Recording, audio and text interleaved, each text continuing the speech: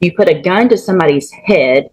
We're lucky you haven't killed somebody because that's the path you're on. He pulls a gun on a 14-year-old kid and steals not only that kid's dirt bike, but also a small amount of cash from that 14-year-old. The PSI indicates that 14-year-old is so traumatized by this that he can't even attend public school anymore, Judge. When he was apprehended with that stolen dirt bike, there was a vehicle associated with this defendant. And in that vehicle were other subjects who had 4 firearms in that vehicle, Judge. And as if that was not bad enough, he goes on to brag about this criminal activity on social media. And if that wasn't bad enough, Judge, he goes on to... This is where the case completely changes tone. It's not just a robbery. Prosecutors are painting a pattern. Guns, social media bragging, and humiliating the victim afterward. In court, that kind of behavior can destroy any sympathy a judge might have had. And remember, the victim was only 14 years old. The victim of the UUMV on social media as well. Judge, he is youthful, I'll acknowledge that. He does not have any adult criminal history, Your Honor, I will acknowledge that. But, Your Honor, what he has engaged in is beyond the pale. He needs prison time, in my opinion, Your Honor, and that's what we're asking this court to do.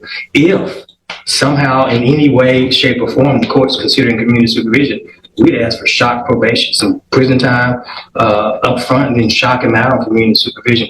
Judge, again, this is just beyond the pale. And I think the PSI speaks for itself. Thanks, Judge.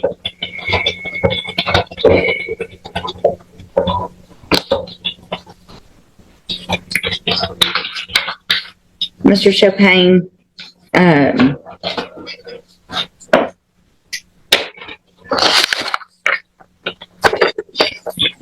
these cases for me with kids your age are so hard.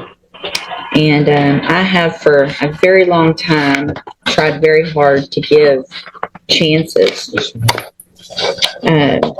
But all of the guns and the riding around and so you're January 2019, you're put on January of 2019, you are put on probation, juvenile probation. You violated it 1, 2, 3, 4, 5, 6. On your 7th time to violate, they finally sent you to TJJD, right? 7 times you were given an opportunity. You go to TJJD, obviously you're not there very long because you get out, and then in December of 2022, you commit an unlawful carrying a weapon, evading arrest or detention, and you're again put on probation. You're given another opportunity in January of 2023. So in this year, you were put on probation for a gun case and an evading case. While you're on that probation, after you've been to TJJD, you commit these 3 offenses while you're on probation.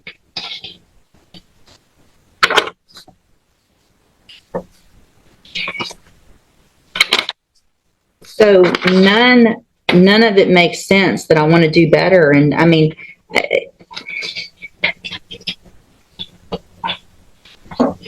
all this riding around with guns and masks and stealing, and it's just crazy.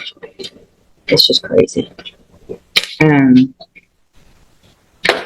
Go to see in the jury box. I gotta think about this one some more for a minute. So what I've done, in addition to obviously just thinking about it and looking at all of this a little bit more, is ask and get any incident reports that you've had since you've been in custody. And Mr. Chopin, I appreciate Mr. Lewis and what he's done and the arguments he's made for you. And like I said before, it really kills me to what I feel like I have to do to you young people. But we are, in Jefferson County, tired of young people running around here with guns. You put a gun to somebody's head. We're lucky you haven't killed somebody because that's the path you're on. You've had opportunities at probation And unfortunately, those haven't worked. You've actually already had 2. You were sent to TJJD, you got out, you still committed offenses, and then you got probation again, and then you're here. So all this talk of I want to do right and I'm going to do better is just a bunch of baloney. The way you can't follow the rules in jail shows me same pattern. You can't follow the rules. So at this time, in clause number 23 DCCR 0993, I'm going to find sufficient evidence to find you guilty, and at this time find you guilty of unauthorized use of a vehicle. I'm going to sentence you to a term of 2 years in the state jail prison. You will receive credit on that sentence for any time that you've been in custody that the law gives you the right to receive. In clause number,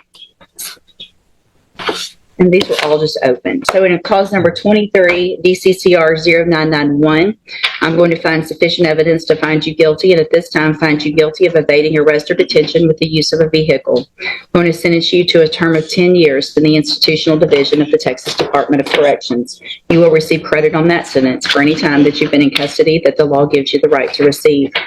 In clause number 23, DCCR 0992, I'm going to find sufficient evidence to find you guilty, and at this time find you guilty of aggravated. And here's the detail most people miss. The sentences run concurrently, meaning at the same time, not back to back. That likely save him from spending decades, longer in prison. But the deadly weapon finding is huge because it can seriously impact parole eligibility. The judge is basically saying, I gave opportunities before, now I have to protect the community. Operate. Sentence you to a term of 25 years in the institutional division of the Texas Department of Corrections. You will receive credit on that sentence for any time that you've been in custody that the law gives you the right to receive. I am making an affirmative weapon, finding of a deadly weapon.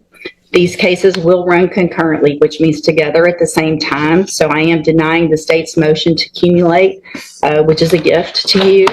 I am going to grant the state's motion to forfeit the weapon, which is a Taurus Millennium G2 pistol bearing serial number TIP 10158. I'm going to hand you, I need there should be an admonishment showing that I signed it. It wasn't a plea agreement, but I don't see one printed out. Mr. Chopin, I take no pleasure in giving out a sentence like this, but I feel like what I have to do is protect Jefferson County for people like you who have continued to show that you're just a danger and becoming more and more of a danger instead of learning from the opportunities that you've been given. You will be handed in just a minute a trial court certification in each of your cases that shows these weren't agreements, so you do have rights to appeal, and you can talk to Mr. Lewis about that. I hope you take advantage of any programs. You're still young. You're going to get out of prison and you're going to be young still and have a lot of your life ahead of you.